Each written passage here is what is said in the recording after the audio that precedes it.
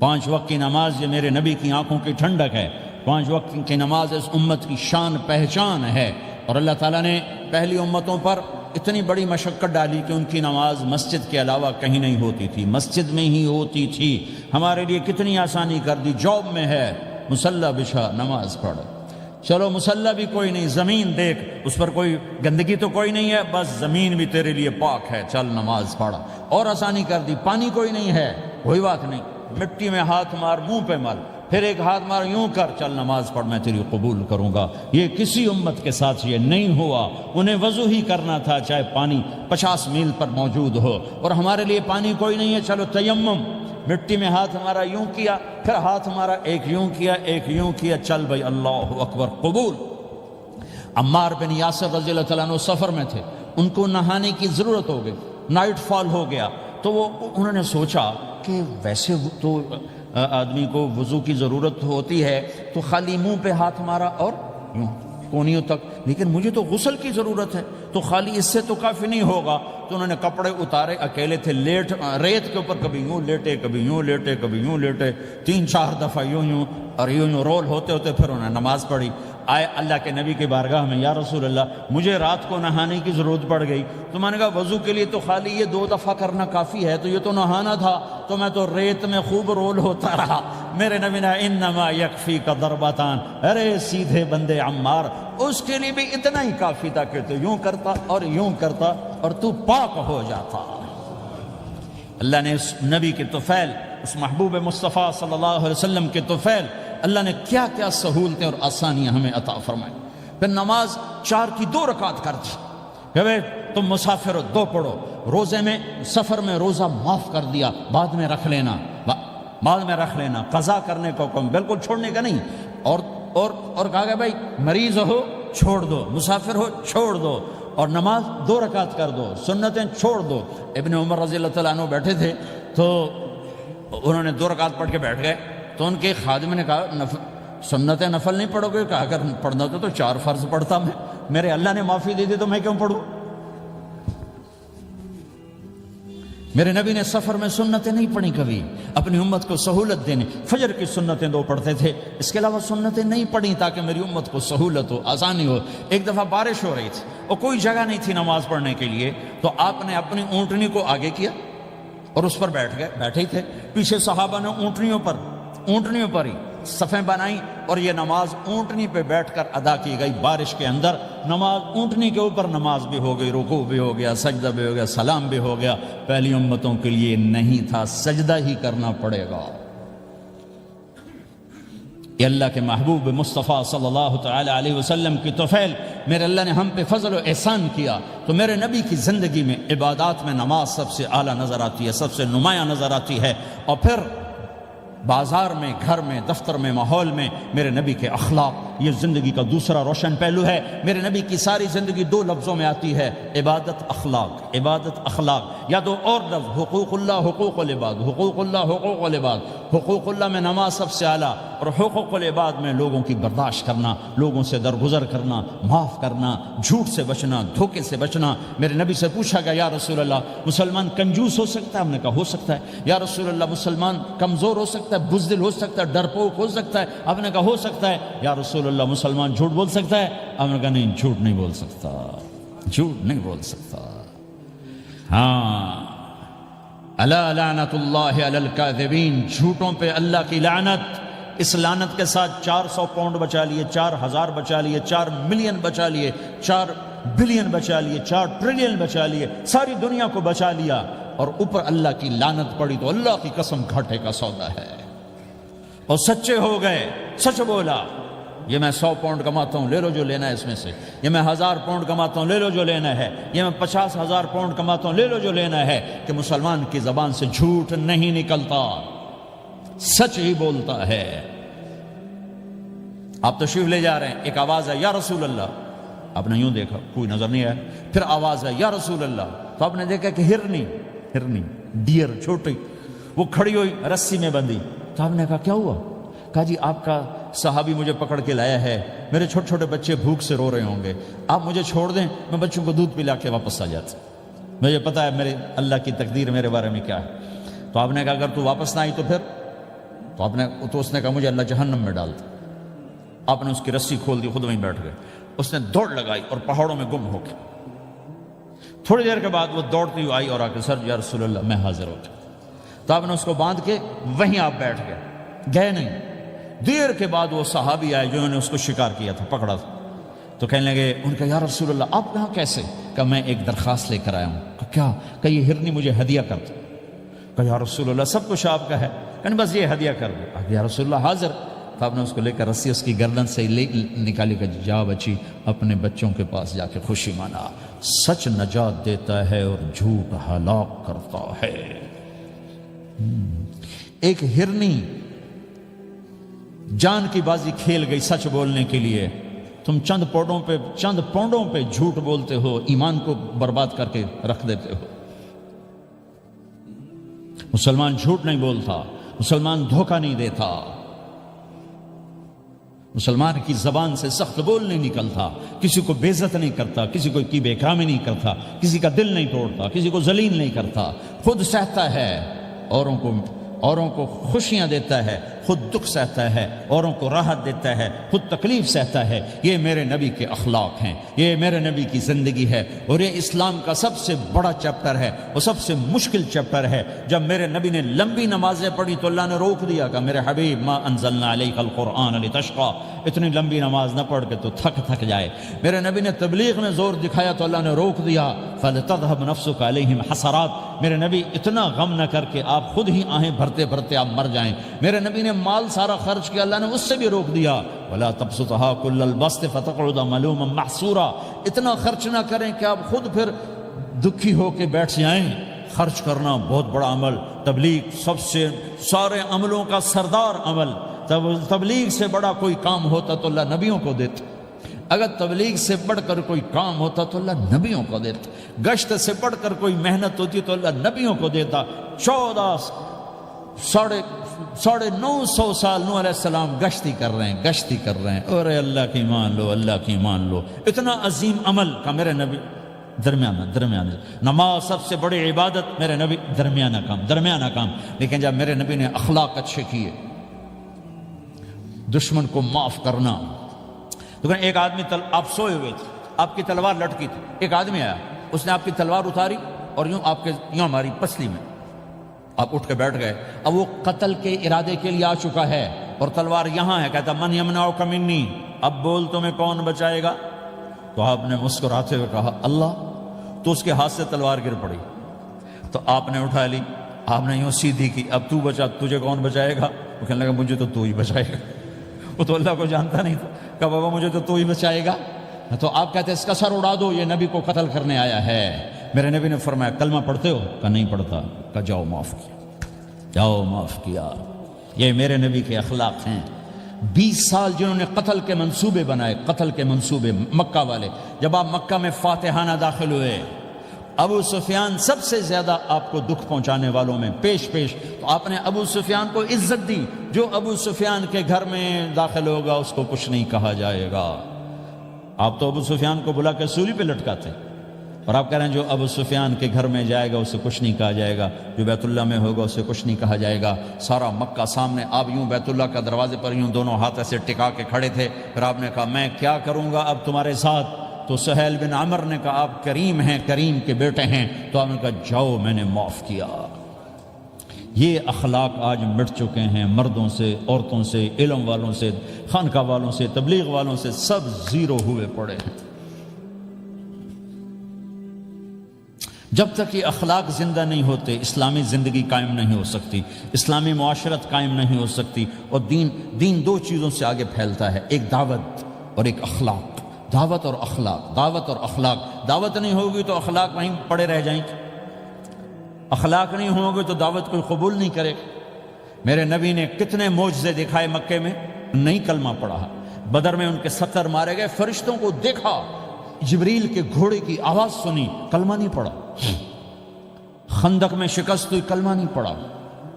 پانی نکلتے دیکھا، انگلیوں سے کلمہ نہیں پڑھا۔ ایک بکرے کا ایک بازو پکایا، ایک بازو بکرے کا، ایک اگلا جو بازو ہوتا، اور 40 آدمیوں نے کھانا کھایا اور ایک بوٹی کم نہیں ہوئی، کلمہ نہیں پڑھا۔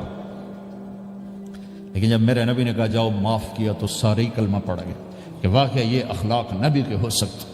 حنین کی جنگ میں جب بھاگے لوگ، شکست ہوئی، تو ایک صحابی کا بھاگتے ہوئے پاؤں ہمارے نبی کا پاؤں پر آیا، اور جوتا سخت تھا، تو آپ نے کہا اوجعتنی، اور آپ کے ہاتھ میں چھڑی تھی، آپ نے اس کو یوں ماری، کہا اوجعتنی، ارے تو نے مجھے کتنا زیادہ درد پہنچایا، دکھ پہنچایا۔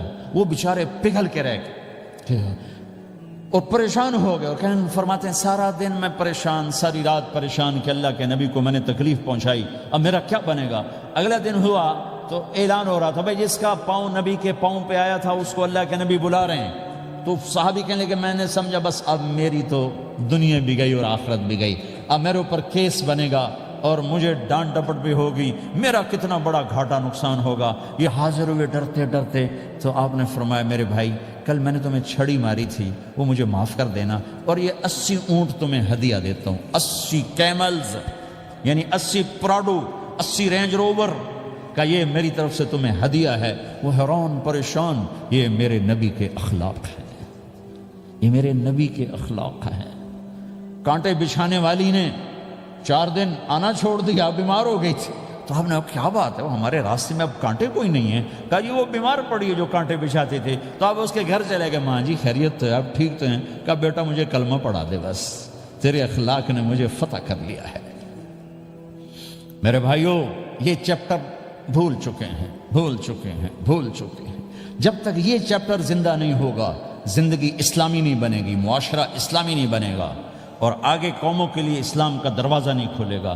ہمیں معاف کرنا آتا ہو، ہمیں گالی دینے والے کو دعا دینا آتا ہو، غیبت کرنے والے کی تعریف آتی ہو، اور غیبت کرنے سے، غیبت سننے سے اپنے آپ کو ایسے بچاؤ جیسے زہر سے بچاتے ہو، اسے آگ سے بچاتے ہو۔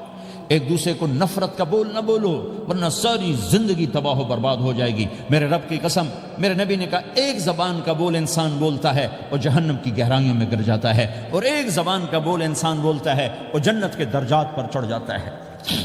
یہ زبان بہت طاقتور چیز ہے، میں ہر بیان میں اس کو دہرا رہا ہوں کہ جتنا یہ عمل ختم ہو چکا ہے اتنا کوئی عمل بھی نہیں ختم ہوا ہے۔ اور ایک صحابی ہیں ابو دجانہ۔ کون ابو دجانہ؟ السابقون الاولون من المہاجرین والانصار، اس میں پہلی صف کے صحابہ۔ کون ابو دجانہ؟ جب آپ حج پر گئے تو اپنی جگہ مدینے کا امیر ابو دجانہ کو بنایا۔ ابو دجانہ حج میں شریک نہیں ہوئے کہ آپ نے اپنی جگہ ان کو اپنا نائب بنا کے وہاں کھڑا فرمایا ابو دجانہ میری جگہ پر مدینے کا امیر ہے، یہ وہ ابو دجانہ ہیں۔ کون ابو دجانہ؟ جو جنگ بدر سے لے کر آخری حج تک ہر سفر میں شریک ہیں، ہر سفر میں شریک ہیں۔ ان کی ایک بات میں بتانا چاہتا ہوں، پہلے تھوڑی سی ان کی ہسٹری بتانا چاہتا ہوں۔ کون ابو دجانہ؟ احد کی جنگ میں آپ نے تلوار اٹھائی، کہا اس تلوار کو کون لے گا؟ کئی صحابہ کھڑے ہو گئے۔ آپ نے کہا اس تلوار کا حق کون ادا کرے گا؟ سارے بیٹھ گئے، 3 آدمی کھڑے رہے، ایک زبیر بن عوام، ایک عمر بن خطاب، ایک ابو دجانہ۔ ان کا نام ہے سماک بن خرشنہ، سماک بن خرشنہ ان کا نام ابو دجانہ سے مشہور ہے۔ تو آپ نے تلوار نہ عمر کو دی نہ زبیر کو دی، ابو دجانہ کو دی تھی۔ تو عمر رضی اللہ عنہ نے تو محسوس نہیں کیا، حضرت زبیر نے محسوس کیا کہ اس کو کیوں دی، مجھے کیوں نہیں دی، میں مہاجرین میں سے ہوں، میں پھوپھی کا بیٹا ہوں، میں اس سے دلیری میں کم نہیں ہوں۔ بلکہ حضرت زبیر کی دلیری کی تو دھک تھی، جدھر سلوار چلتی تھی کاٹتی چلی جاتی تھی، کہنے کہ میں دیکھوں گا یہ کیا کرتا ہے۔ تو ابو دجانہ کے پیچھے پیچھے زبیر ہو لیے، تو ابو دجانہ نے جو حملہ کیا تو 3000 کا لشکر تھا، اس کو چیر کے پار نکل کے، پورے لشکر کو کاٹ کے پار نکل کے، اور آگے عورتیں کھڑی تھیں جو مکے کے لشکر کو تیار کر رہی تھیں۔ نحن بنات طارقی نمشی علی النمارق مشی القتل بوارق المسک فی المخالق المسک فی المفارق والدر فی المخالق ان تقبلوا نعانقی وتدبروا نفارقی فراق غیر وامقی، یہ گانا گا رہی تھیں اور ان کو تیار کر رہی تھیں۔ تو جب ابو دجانہ کی تلوار نظر آئی تو سب بھاگی، ہندا پکڑی گئی، تو آپ نے یوں اپنی تلوار ہندا کے سر پر رکھی، انہوں نے چیخ ماری، تلوار ہٹا لی۔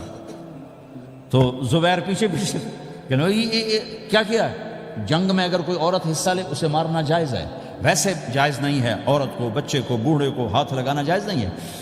تو انہوں نے کہا تلوار کیوں نہیں چلائی؟ کہا میرے محبوب کی تلوار ہے، عورت کے خون سے رنگین کر کے اس کی شان نہیں گھٹانا چاہتا، یہ میرے نبی کی تلوار۔ پھر واپس ہوئے، پھر اٹیک کیا اور پھر مجمع کو چیر دیا۔ سامنے ایک آدمی آ رہا تھا ہاتھی کی طرح، اتنا لمبا موٹا تازہ، تو زبیر کہنے لگے میرے جی میں آیا کبھی اس کی ٹکر ہونا پھر میں دیکھوں ابو دجانہ کیا چیز ہے۔ تو اللہ کا کرنا ایسا ہوا ابو دجانہ دونوں آمنے سامنے ہو گئے، تو وہ ایسے شاہ سوار تھے کہ دونوں طرف کے لشکر ذرا تھم گئے اور وہ دونوں بھڑ گئے۔ ابو دجانہ کے اپنے جوہر، اس پہلوان کے اپنے جوہر، غبار اٹھا، مٹی اٹھی، اور اس کی اپنی طاقت، ان کی اپنی طاقت، انہوں نے ابو دجانہ کو اس نے زخمی کر دیا۔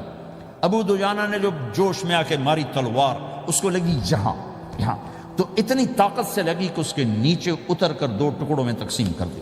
یوں ماری تو ایک حصہ ادھر ایک حصہ، پھر یوں دیکھا اور اپنے چہرے سے لوہے کی ٹوپی اتاری، اما ترا انا ابو دجانہ، کیا دیکھ رہے ہو؟ میں ہوں ابو دجانہ، تلوار صحیح لی ہے میں نے، غلط نہیں لی۔ یہ ابو دجانہ ہیں۔ اور جب شکست ہو گئی احد کی جنگ میں، اور پھر 10-12 آدمی نے آپ کو گھیرے میں لیا ہوا تھا، ان میں ایک ابو بکر تھے، عمر تھے، علی تھے، طلحہ تھے، زبیر تھے، سعد بن ابی وقاص تھے، اور سہل بن حنیف تھے، عبادہ قتادہ بن نعمان تھے، اور ابو دجانہ تھے رضی اللہ تعالی عنہم۔ ان میں سے ایک ابو دجانہ بھی تھے، اور یمامہ کی جنگ میں ابو دجانہ شہید ہوئے، یمامہ کی جنگ میں شہید ہوئے۔ یہ ابو دجانہ کی تھوڑی سی سیرت آپ کے سامنے آئی ہے۔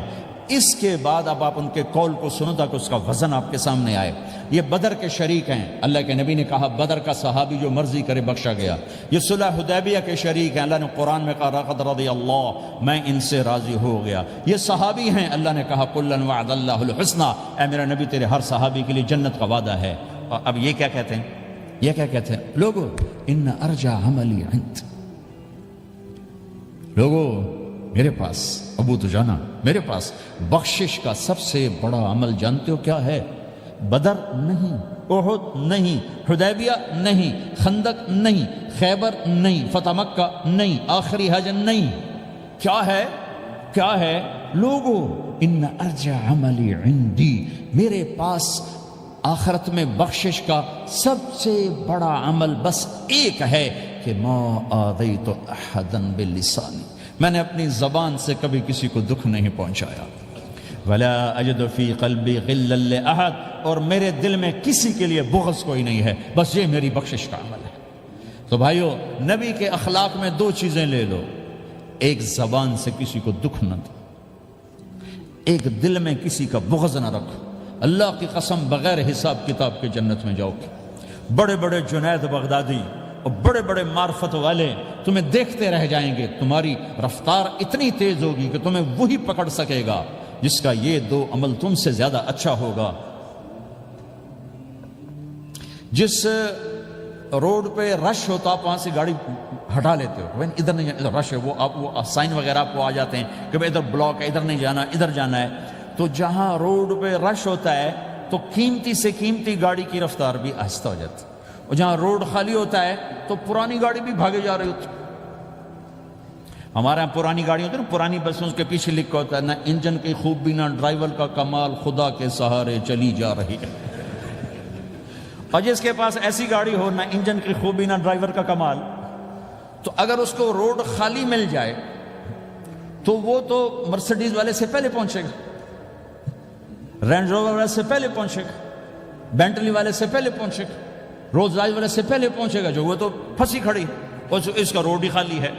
تو میرے بھائیو، یہ میں ایک مثال دیتا ہوں، عبادات کی روڈ پہ بہت رش ہے، نمازی بے شمار ہیں، روزے دار بے شمار ہیں، عمرے والے بے شمار ہیں، حج والے بے شمار ہیں، اور تہجد گزار بے شمار ہیں، علماء بے شمار ہیں، حافظ بے شمار ہیں، ذکر والے بے شمار ہیں، بہت رش ہے، تبلیغ والے بے شمار ہیں، لیکن جو اخلاق والا روڈ ہے نا، یہ خالی پڑا ہے۔ اس پہ موٹر زوکی پہ چڑھ کے آ جاؤ تو سب سے آگے نکل جاؤ، سائیکل پہ چڑھ کے آ جاؤ تو سب سے آگے نکل جاؤ، کہ روڈ ہی خالی ہے، اخلاق کا روڈ خالی ہے۔